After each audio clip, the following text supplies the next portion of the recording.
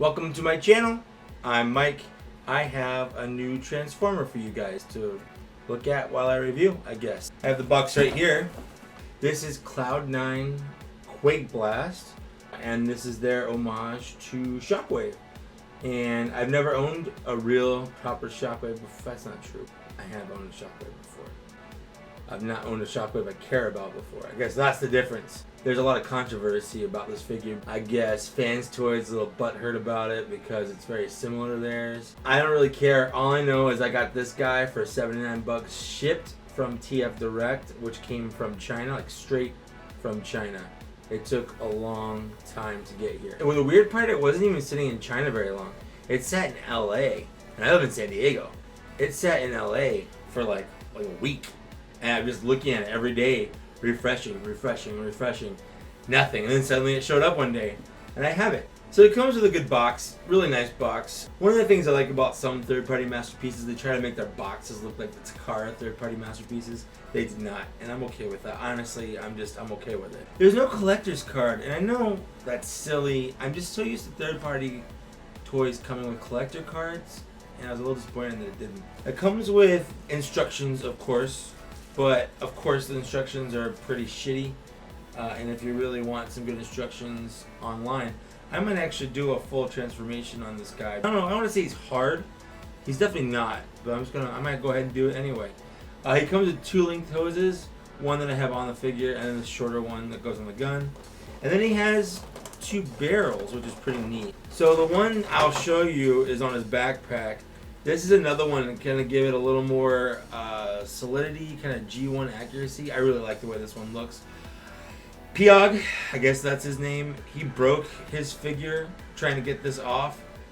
Someone released kind of a better way to get it off, but it's still honestly either whatever this one or the other one's on. I'm honestly a little terrified I'm gonna break this figure. And that's the only kind of weak part about it is the little tip of the gun. We'll get to that. We'll get to it. This is the hand that he actually comes on the figure, and it matches his gun hand. We'll get to that. So let's get straight to the figure. This is him. This is Shockwave. Shockwave, everybody, Shockwave. He can go by either, really. He's my figure, and he'll go by how I tell him to go by. He doesn't come with his backpack on. I can get that off. His hand here is a secondary hand that it comes with. It's actually pretty posable. This is the hand that comes on the figure. It is kind of translucent, and I'm guessing it looks pink to me. It probably is pink. I'm pretty colorblind though. It's neat. I like it, but I prefer the solid colored hand versus the glowy kind of hand. He does have a spot for batteries, but I haven't put any in yet. I'm so sorry. Light up gimmicks just aren't my thing, but it's kind of neat that he does it. So let's get into Shockwave. This is basically the guy that Megatron left back on Cybertron to kind of watch over Cybertron, and he kind of did it for like 1,000,000 years. So I don't like, he's basically the leader of the Decepticons at that point, because if I were in Cybertron and the boss left me to be in charge for like 1,000,000 years, and it really was like 1,000,000 years. That's how long like the Transformers were asleep on Earth. And meanwhile Shockwave was just like, I'm king of Cybertron now. I mean, it's kind of a weird story point. So he just turns into a gun, just like Megatron, but his is more of a space gun. It's definitely not like Megatron, where it's like a real-looking gun. Articulation, I guess we can go over. It's pretty standard articulation. His head swivels, goes kind of up and down a little bit. His arm goes all the way around. So it goes pretty far up, and that's because of the transformation, obviously. He's got upper arm swivel. He has a pretty good elbow bend. He has wrist swivel, and each of his fingers are pretty articulated. They go every which way that you can do, that you can make it look like he has a broken hand with his fingers all splayed weird. He has a waist rotation. He has legs that go out forward that far, but they do kind of drip a little bit because these are metal. It's hefty, and that's really nice. It goes back only about that far. Upper thigh rotation. He has rotation at the knee, and he has really good knee bend. And his feet kind of go forward and back, because that's still the transformation. That's stupid to point out. The only downside is he does have ankle tilt, but you have to unpeg the sides of his legs. It goes pretty far, like with both his feet flat on the ground. That's about as far as he gets, which is pretty good. I mean, that's more than I can do. So he has a backpack. The backpack goes right on the back right here. Now this hose, it took me a while to get this hose in, and it does not want to stay in. And I don't know whether I like the hose to be on the front or the back of his arm a little better. I feel like it should be more on the side of his arm, but I think I like the bottom. So that's that. That's the robot mode. So let's get into the transformation. Like I said, this scares me every time, but I'm gonna try to do this point by point. Now I got this, man, I got this hose in here. Like I got it in there. I kind of don't want to take it out because it was so hard to get in, but I guess I just did. So we're gonna start by closing that up because that's how that's supposed to go. Let's start with the arms first, I suppose. We'll get them up, kind of out of the way, kind of straighten out in a little YMCA pose, like so. On the sides right here, but they just kind of unpeg right here. So his whole chest opens up right here, and the head it's kind of cool. It kind of slides forward and then down and around, and then it slides back in. It fits really well inside here, and you just close it right back up. So what we're gonna do is we're gonna kind of straighten them out and then fold them straight up, like so. And what we're gonna do before that, actually, is kind of close up his fist, and I think it goes this way. The little arm thing opens up like so, and his whole fist just folds forward. Now it took me a while to figure that out. I was trying to do it the wrong way. I'm an idiot. That's okay. We've established that I'm an idiot. This, hopefully if you're watching this, won't take you as long. Then these kind of do a good job of pegging together like this, and that gives us the barrel of the gun. And this is where I've seen some people miss it, is this part comes over like that right into the middle, which is pretty neat. We're gonna pull this out a little bit. We're gonna collapse in the waist so the feet close up. We're gonna start down here on the bottom. You do the heels first in, and then you do the whole neck, rest of the foot kind of comes in, and then the toe part comes in again. So it's gonna look like that. So this is what we're working with now. We've got half of a gun. So I figured this out. I could never get the legs together properly, and it's because I was spinning them on the wrong. I was just spinning this part around, but you need to spin the whole thing around, the whole leg up from the upper thigh, because that gets it, like that scoots it over a little bit. And you don't notice that right away. This part was weird. This is a weird joint right here. This comes off, and it's gonna come over to the side right here. But it has like a weird peg system where it kind of loops around itself. And honestly, I probably should have practiced it a little more because it's weird. So this comes off, and you have a little L shape right here, and it shows us the instructions, but it's still not that clear. So and then it kind of loops in over itself. So I don't know if I can get that on the camera.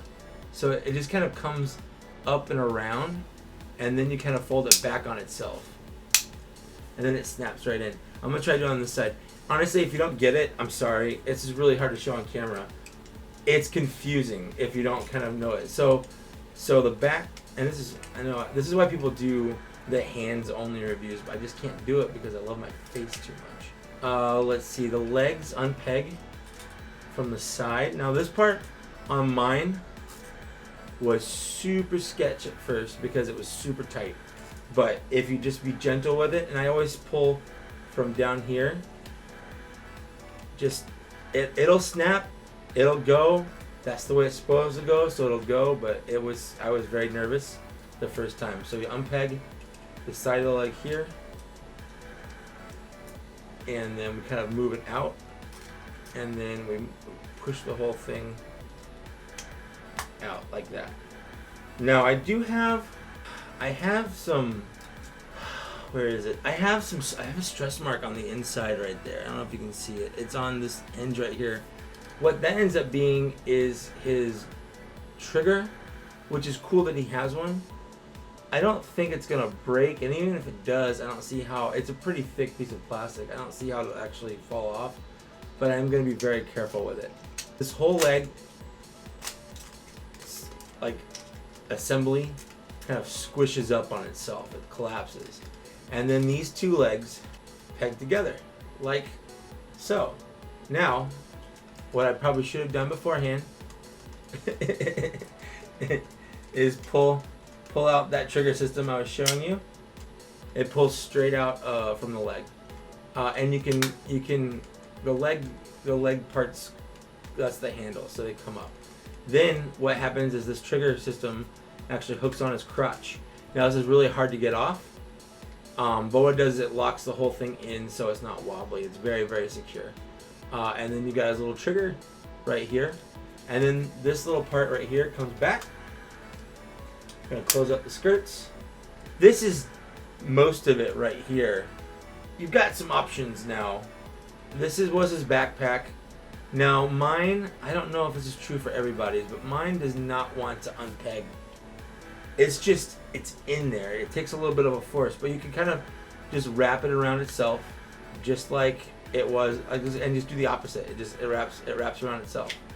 And to get it on the gun, you have to wrap it around the gun because it has some pegs that it has to go in. But this is that. What I don't like, you can see the hinges and stuff, and I don't feel like it's as clean looking. Like I said, you have to wrap it around. There it goes. So, because there's a little peg right here, and it fits into a little slot right there. So it slots there, and then it just wraps around itself. So it doesn't peg into the sides or anything, but it's pretty secure on there. And let's go ahead. Let's get this on. Now after doing this, I think one side was definitely made for one part and the other side was made for the other part. If it doesn't work, try the other one. That's what I did with that one. Yeah, see that side fits a lot better. I think that's what a lot of people are getting wrong on this. I think both these, they look very similar, are not made the same way, and I think one of these is definitely for one end and one of them is definitely for the other end. Because that one went in a lot easier and it stays a little better. But not perfectly still. Here he is. This is Shockwave. This is Quakeblast. Cloud9 Quakeblast in his gun mode. I love it. It looks like a gun. Pew pew. I never had this toy as a kid. Let's see if I can get this on, because I do like that look a little better. So let's carefully. See, this is the part that scares me. It just does not want to come off. There it goes. Here we go. Super scary. So he's got to line it up, because this one has a definite hole in the end, and that's what's scary about it. There it goes. Okay. See, I like the look of this one a lot better. It definitely looks a lot better. It's more parts for me, that's for sure, but it's parts for me anyway. But this gun barrel looks a lot more G1, which is a lot cooler by default. So yeah, that's it. This has been Quakeblast. Honestly, if you can get him, I recommend him. I'm probably not going to buy the Takara Masterpiece one that's coming out because I feel like this is perfect. I was going to buy a Fans Toys Quakeblast, or Quakewave. This is Quakeblast. See, the name is even too close. I get it. I get why Fans Toys is butthurt about this figure, but I don't care. I don't. They're both third-party toys. This was way cheaper than Quakewave, and I feel like, honestly, he's a little better. I've seen Quakewave in person. I like the proportions of this one better. He's still got a lot of die cast in him. He still works really well. So I like him a lot. Anyway, thank you so much for watching. You guys are awesome. Have a great day. You know, I'm just going to be honest, I'm recording this on a different day because I forgot to go over something I said I would. But I'm wearing the same shirt out of continuity's sake. But the camera angles might be weird because I kind of set it up differently. But I didn't want to go away without showing you how to get this off because it's scary as shit. So I'm going to help you get this off. I may have also been drinking. It's my day off. Don't sue me. This is scarier because I've been drinking. I just want you to know that. Because of the way this is configured, it's pretty straightforward. You can split this right here. Just be kind of careful. But if you just kind of break it off, and then one side comes clean right away. So you don't have to kind of try to pull it straight up. You can just pull it off to the side, And then this can unhinge. And you've got an unbroken gun. I just wanted to show you guys that. Thanks for watching.